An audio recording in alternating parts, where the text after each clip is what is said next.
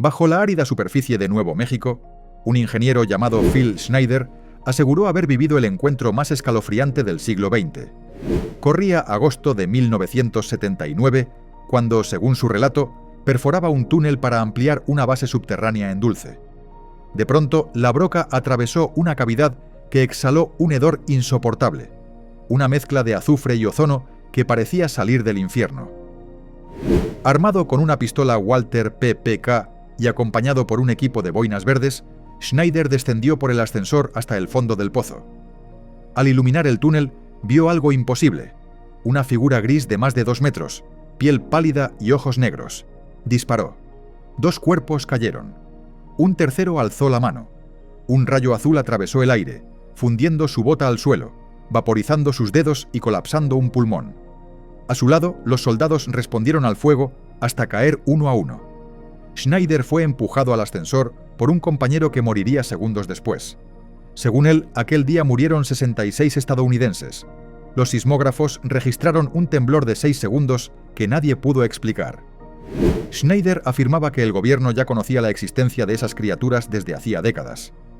En 1954, aseguraba, el presidente Eisenhower había firmado el Tratado de Griata, cediendo abducciones humanas a cambio de tecnología alienígena.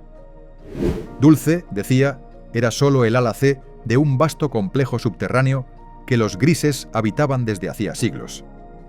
Su número de bases era asombroso: 131 instalaciones ocultas, conectadas por trenes de levitación magnética que alcanzaban Mach 2, construidos con una aleación alienígena llamada corbamita, capaz de resistir 10 millones de grados.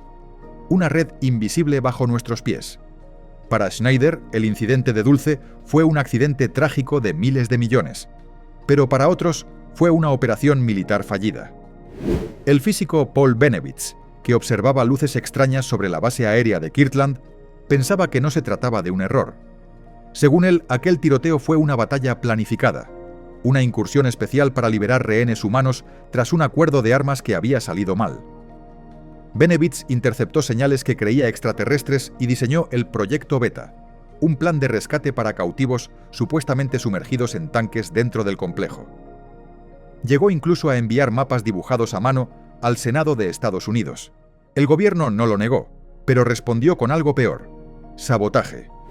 El oficial de contrainteligencia Richard Doty admitió más tarde que fue ordenado a desinformar a Benevitz, inundándolo con documentos falsos hasta quebrar su credibilidad. Pero si todo era mentira, ¿por qué gastar millones en desacreditarlo? ¿Por qué tanta energía en silenciarlo si no había nada que ocultar? La campaña destruyó su salud, pero su leyenda sobrevivió. Schneider reapareció en los años 90 exhibiendo fragmentos de un supuesto elemento 140 y asegurando que 9 especies hostiles ya habitaban la Tierra, preparando para 2029 un plan para eliminar al 78% de la humanidad. Un año después, en enero de 1996, fue hallado muerto, estrangulado con un tubo quirúrgico. Las autoridades lo declararon suicidio, aunque la escena mostraba signos de lucha. Sus seguidores lo consideraron asesinato. Hoy, Dulce celebra un congreso anual de ovnis en su casino local, mientras los rancheros aseguran ver luces sobre la meseta Archuleta. El ascensor de aquella base, dicen, sigue sellado bajo el cemento. Nadie sabe qué encontraron en la oscuridad. Nadie se atreve a bajar de nuevo. En las montañas afiladas del sur de Afganistán, otra historia tomó forma entre las sombras. Una patrulla estadounidense desapareció sin rastro en un paso remoto. Minutos después, un equipo de rescate avanzó entre las rocas y se encontró frente a algo imposible: un guerrero de más de 4 metros de altura, con cabello rojo ardiente, 6 dedos en cada mano y una lanza del tamaño de un poste telefónico. El tiroteo duró 30 segundos. El gigante cayó, pero no antes de atravesar a un soldado llamado Dan. Un helicóptero Chinook aterrizó, envolvieron el cuerpo y obligaron a todos los testigos a firmar acuerdos de confidencialidad. Oficialmente jamás ocurrió. Así nació la leyenda del gigante de Kandahar. El supuesto suceso habría ocurrido en 2002, aunque no salió a la luz hasta 2016, cuando un contratista de defensa conocido como Mr. K relató el caso en el canal de YouTube Watchers 10, dirigido por el investigador bíblico y paranormal L. A. Marzulli. Según Marzulli, la criatura era un Nephilim, descendiente de los ángeles caídos descritos en el Génesis. Cuando los verificadores preguntaron al Pentágono, el Departamento de Defensa negó todo. No existía registro de ninguna patrulla perdida, ni de un soldado muerto por una lanza, ni de un cuerpo transportado a la base Wright-Patterson. Pero el silencio solo avivó el fuego. En foros y programas de radio nocturnos, veteranos anónimos aseguraban que la cueva era real, que el gigante apestaba a carne podrida y que los oficiales les habían ordenado apuntar a la cabeza, luego un poco más arriba. El mito se expandió como pólvora, y Kandahar no fue el único escenario de lo imposible. En 2008, un ex líder de infantería afirmó haber divisado lo que parecía un fuego talibán a través de una cámara térmica. Pero al enfocar, las llamas se transformaron en una sola figura de calor, más alta que los pinos de 4 metros que la rodeaban. Un año después, una tripulación de drones Reaper habría seguido a 3 siluetas gigantescas moviéndose entre las montañas. Las cabras cercanas parecían gatos a su lado. En 2012, operadores de vigilancia en el valle de Korengal informaron haber visto a un hombre de proporciones imposibles agacharse para entrar en una choza, mientras figuras humanas se movían a su alrededor como niños. Incluso un oficial australiano declaró haber rastreado una sombra de 4 metros que se desvaneció sin sonido tras 5 minutos de tensión absoluta. Los escépticos atribuyeron todo a la fatiga, al calor, a los espejismos ópticos o a la guerra misma, que distorsiona la mente y multiplica los miedos. Otros recordaron que Alejandro Magno ya había descrito tribus pelirrojas y gigantes en aquellas montañas. Los ancianos pastunes todavía tiñen su cabello y el de sus cabras con henna, un color rojo brillante cuyo origen se pierde en la superstición. Lo cierto es que el terreno de Afganistán, con sus valles sin cartografiar, sus cavernas profundas y bosques de cedros cerrados como murallas, es un escenario perfecto para mitos. Cada guerra deja sus fantasmas, y esta, dicen algunos, dejó gigantes. Pero lo que ocurrió entre Kandahar y la niebla de la memoria quizá nunca se sabrá con certeza. Miles de kilómetros al sur, en el corazón de África, otro misterio reptaba entre los matorrales. En 1959, el coronel belga Remy Van Lier pilotaba un helicóptero sobre Katanga cuando vio lo imposible, una serpiente tan colosal que creyó estar observando un tronco caído, hasta que se movió. El reptil levantó la cabeza 10 pies sobre el suelo, listo para atacar. Van Lier, veterano de más de 400 misiones, calculó que medía más de 15 metros de largo, con una cabeza del tamaño de un caballo. Logró tomar una fotografía con la ayuda de su ingeniero, Kint, mientras sobrevolaban el área con combustible casi agotado. Aquella imagen borrosa se convertiría en una de las pruebas más debatidas de la criptozoología moderna. La foto mostraba lo que parecía una serpiente inmensa entre los montículos de termitas de Katanga. El legendario zoólogo Bernard Heuvelmans estimó que medía entre 12 y 14 metros, pero otros fueron más lejos. Ivan T. Sanderson, analizando las sombras y los árboles, sugirió una longitud cercana a los 60 metros, una criatura viva más grande que el titanoboa, la serpiente prehistórica de Colombia. Décadas después, Van Lier nunca se retractó.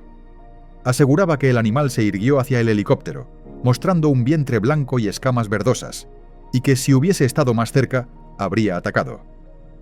Biólogos argumentaron que ninguna pitón africana supera los 6 metros, pero la foto sigue sin explicación. En 2023, usuarios de Reddit afirmaron haber identificado el lugar exacto por satélite. Nadie halló restos, solo una imagen, un testimonio y una posibilidad que aún agita la sabana africana. Los años pasaron y el misterio del monstruo de Katanga siguió creciendo. La fotografía circuló entre científicos, coleccionistas y periodistas. Algunos la descartaron como una ilusión óptica provocada por la altura o la sombra de los árboles. Otros la elevaron al rango de reliquia científica. Los más osados compararon las escamas del supuesto animal con las de especies extinguidas hace 60 millones de años. Ninguna evidencia física emergió jamás, ni piel, ni huesos, ni huellas. Solo una imagen, una declaración y una duda persistente. Sin embargo, el relato sobrevivió a todos sus protagonistas. Van Lier murió manteniendo su versión.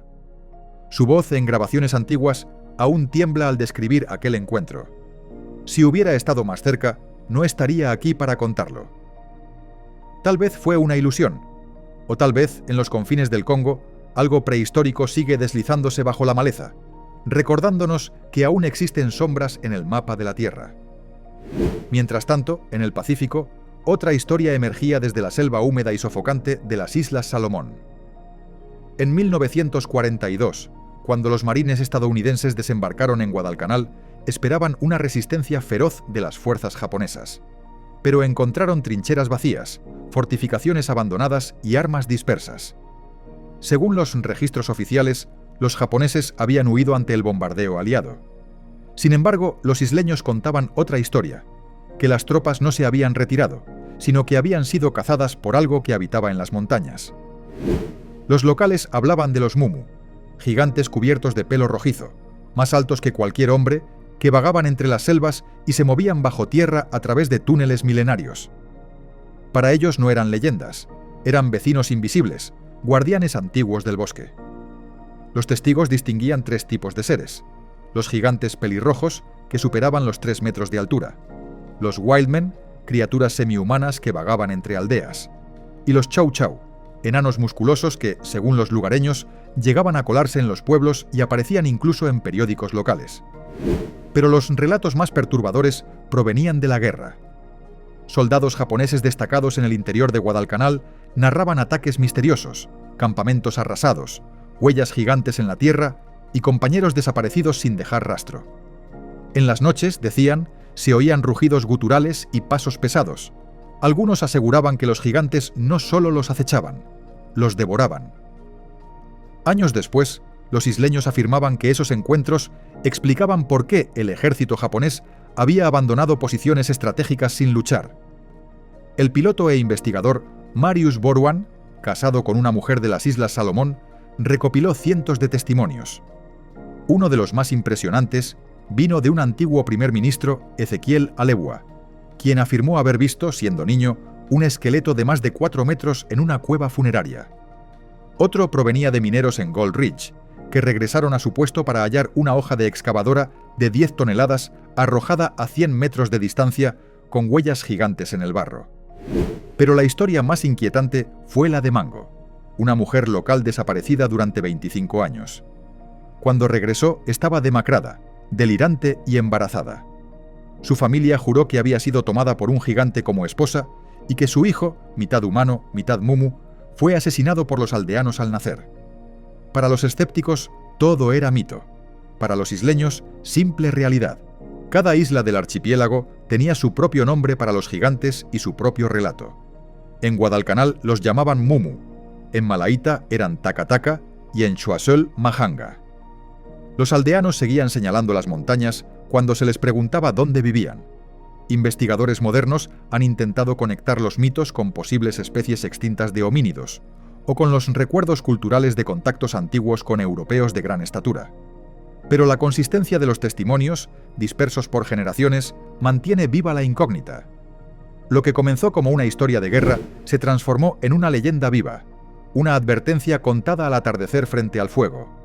A veces, entre los rugidos del viento tropical, dicen que todavía se oyen pasos pesados descendiendo del monte Macaraca.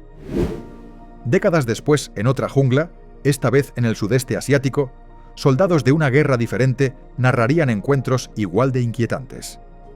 En las montañas de Son Tra, Vietnam, conocidas como Monkey Mountain, una patrulla estadounidense detectó movimiento a las 2 de la madrugada. Las siluetas en la oscuridad parecían enemigos, hasta que comenzaron a lanzar piedras en respuesta al fuego. Los soldados pensaron que se trataba de guerrilleros del Vietcong, pero lo que emergió de entre los árboles no era humano. Criaturas cubiertas de pelo rojizo, de casi 2 metros, con brazos desproporcionadamente largos, se desplazaban por las rocas con agilidad brutal. Los marines las bautizaron como Rock Apes, los simios de piedra.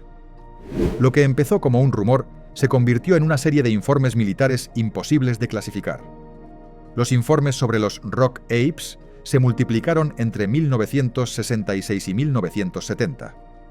Soldados de distintas unidades afirmaban haber visto criaturas rojizas de 1,80 m o más, con rostros planos y miradas agresivas, que lanzaban piedras o incluso devolvían granadas. Algunos testigos aseguraban que actuaban en grupo, como si tuvieran algún tipo de estrategia. Los enfrentamientos eran breves, confusos envueltos en el ruido y el miedo de la jungla. Pero el eco de esas historias recorrió toda la península. Vietnam ya tenía especies de primates conocidas, como los gibones, aunque ninguno de más de 1 metro de altura. Aquello no encajaba con ningún animal registrado. Los nativos, sin embargo, conocían su existencia desde mucho antes. En las aldeas de las tierras altas se hablaba de los batut o gente del bosque, seres bípedos, pelirrojos y hostiles que habían habitado las montañas desde tiempos inmemoriales. En 1970, el zoólogo británico John Mackinnon encontró huellas humanoides de gran tamaño cerca del área donde los soldados habían reportado ataques. 12 años más tarde, el profesor vietnamita Tran Hong Viet obtuvo moldes de pisadas similares, atribuidas a una criatura desconocida.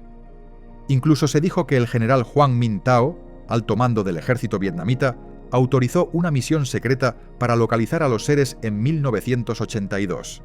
Regresaron sin resultados. Los escépticos culparon a la paranoia de la guerra, al calor, a la fatiga o a la psicosis colectiva provocada por el miedo constante. Sin embargo, nadie pudo explicar por qué los relatos eran tan coherentes. Ningún cuerpo fue hallado, ninguna fotografía presentada, pero las descripciones coincidían. Brazos desmesurados, ojos rojos, gruñidos inhumanos. Algo o alguien se movía en los bosques que devoraban la luz del sol. Las décadas pasaron, pero los rumores no se extinguieron. En las redes militares, los testimonios sobre los rock apes siguieron circulando, adaptándose a cada generación. Algunos investigadores sugirieron que podrían tratarse de una especie de orangután desconocido, un relicto del Pleistoceno que habría sobrevivido oculto en las selvas de Indochina. La idea no era imposible. En 2017, los científicos confirmaron una nueva especie de orangután en Sumatra, y en 2019 se redescubrió en Vietnam un ciervo plateado que se creía extinto hacía 30 años.